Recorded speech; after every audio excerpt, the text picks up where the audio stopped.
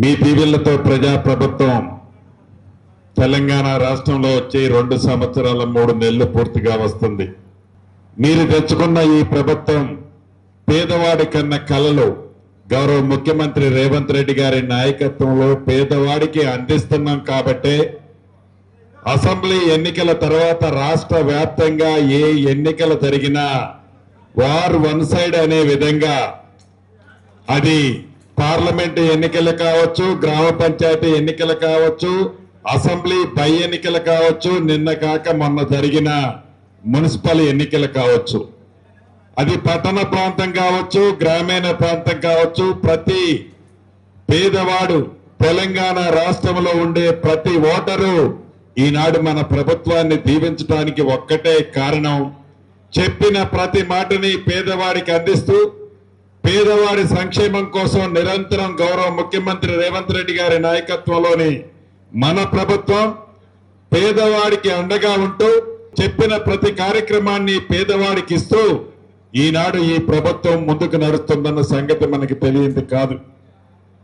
అందుట్లో భాగమే 200 యూనిట్లు ఉచిత కరెంటు కానీ, ఇందిరమ్మ ఇళ్లు కానీ, ఆడబిడ్డ ఆర్టీసీ బస్సులో ఎంత దూరం ప్రయాణం చేసినా ఉచిత బస్సు సౌకర్యం కానీ, అదే రకంగా రేషన్ కార్డు కానీ, పేద పిల్లలు హాస్టల్లో చదువుకునే పిల్లలకి 40% డైట్ ఛార్జీలు పెంచిన కార్యక్రమం కానీ, ఆడపిల్లలకి కాస్మెటిక్ ఛార్జీలు 200% పెంచిన కార్యక్రమం కానీ, చెప్పిన ప్రతి మాటని పేదవాడికి అందిస్తుంది ఈ ప్రభుత్వం. ఇందిరమ్మ విషయం గురించి ఇందాక డాక్టర్ గారు చెప్పారు. ఆ శాఖ మంత్రిగా నేను అనేక పర్యాయాలు ఇల్లు ఇచ్చిన తర్వాత కూడా ఈ ప్రాంతానికి వచ్చాను. ఆ పేదవాడు ఇల్లు కట్టుకునేవాడి ముఖంలో ఆనందం మనకి చాలా స్పష్టంగా కనిపిస్తుంది. ఎందుకయ్యా అంటే మంచి చేస్తే ఆ పేదవాడి గుండెల్లో చిరస్థాయిగా ఉంటాం. చెడు చేశారు కాబట్టి ఆనాటి 10 సంవత్సరాల ప్రభుత్వ పెద్దల్ని ఇంటికి పంపించటమే కాకుండా ఎన్నికల తర్వాత కూడా దరిదాపుల్లో కూడా తెలంగాణ రాష్ట్రంలో వారిని రానియటంలా.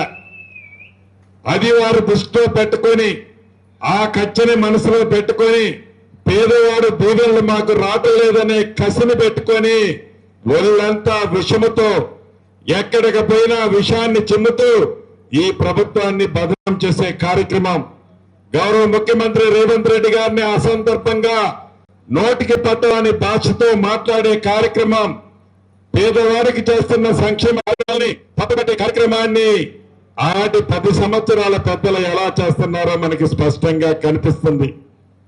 పేదవాడికి తెలుసు, ఈ రాష్ట్రంలో ఉండే బడుగు బలహీన దళిత గిరిజనులకు తెలుసు, ఇది మా ప్రభుత్వం, మా దీవెనలతో వచ్చిన ప్రభుత్వం అని చెబుతూ నిరుద్యోగ తమ్ముళ్ళు ఈనాడు ఏ రాష్ట్రం కూడా దేశంలో చేయని విధంగా మొదటి 2 సంవత్సరాల్లోనే 72-73 వేల ఉద్యోగాలు వచ్చిన ప్రభుత్వం ఈ ప్రభుత్వం. ఇందిరమ్మ ఇల్లు ఒక విడత ఇచ్చాం, రేపు ఏప్రిల్ నెలలో 2వ విడత ఇస్తాం, మళ్ళీ ఇస్తాం. ఇచ్చింది కాక ఇంకా 3 విడతలు ఇస్తాం. అర్హులైన 10 పేదవాడికి తెల్ల కాగితం నల్ల కాగితం చేసి ఇవ్వటం కాదు, ఇల్లు కట్టుకుంటే ప్రతి సోమవారం నాడు వాళ్ళు కట్టిన లెవెల్ను బట్టి డబ్బులు కూడా ₹1 లంచం లేకుండా వాళ్ళ ఖాతాలో జమ చేస్తున్నాం. ఏ పేదవాడు అనుకోలే ప్రభుత్వం మేము తినడానికి సన్నబియ్యం ఇస్తుందని. రాష్ట్ర దేశంలో ఏ రాష్ట్ర ప్రభుత్వం ఇవ్వకపోయినా ఈనాడు మీ దీవెనలతో ఉన్న మన ప్రజా ప్రభుత్వం పేదవాడికి సన్నబియ్యాన్ని ఇస్తుంది, భవిష్యత్తులో కూడా ఇస్తుంది. రైతును రాజును చేస్తామని చెప్పాం అన్న మాట ప్రకారం ఆనాటి ప్రభుత్వం ఒరేస్తే ఉరే అని చెప్తే ఈనాడు ఒరేసిన రైతన్నకి మద్దతు ధరతో పాటు క్వింటాలకి అదనంగా ₹500 సన్న వడ్లకి బోనస్ కింద ఈ ప్రభుత్వం ఇస్తుంది. అంటే ఇది ప్రజలు నచ్చే మెచ్చే ప్రభుత్వం కాబట్టి ఏ ఎన్నికొచ్చినా రాష్ట్రంలో ప్రజలు ఈ ప్రభుత్వాన్ని దీవిస్తున్నారు. ఇప్పుడు కొత్తగా గెలిచిన సర్పంచులకు నా విన్నపం ఒకటి, ప్రజల దీవెనలతో ఈ ప్రభుత్వ పక్షాన మిమ్మల్ని ఎన్నుకున్నారు.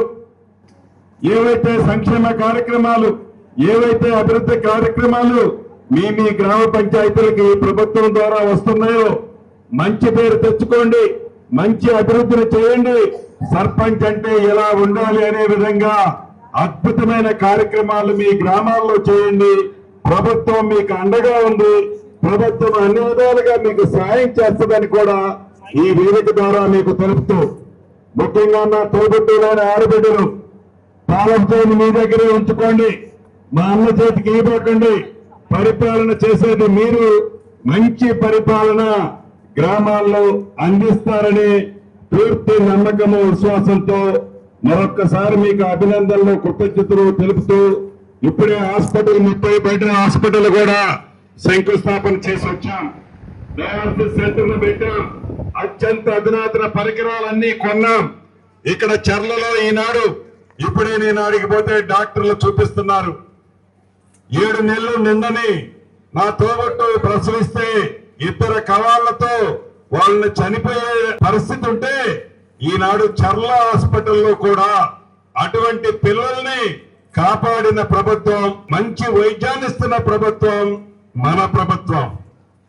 వైద్యం విషయంలో, విద్య విషయంలో, మౌలిక వసతుల విషయంలో, అదే రకంగా సంక్షేమ కార్యక్రమాల విషయంలో కూడా పేదవాళ్లకి, మధ్యతరగతి కుటుంబానికి ఈ ప్రభుత్వం అండగా ఉంది. భవిష్యత్తులో కూడా అండగా ఉండబోతుంది. మీ గ్రామాల్లో కారు కోతలు కోసే నాయకులు నోరు మూపించే విధంగా మంచి పరిపాలన మీరు అందిస్తారని మనస్ఫూర్తిగా కోరుకుంటూ, మీ అందరికీ రేపు కాకుండా ఎల్లుండి వచ్చే హోలీ శుభాకాంక్షలు కూడా మా తోబుట్టువులకి, అన్నదమ్ములకు తెలుపుతూ మీ అందరి దగ్గర సెలవు.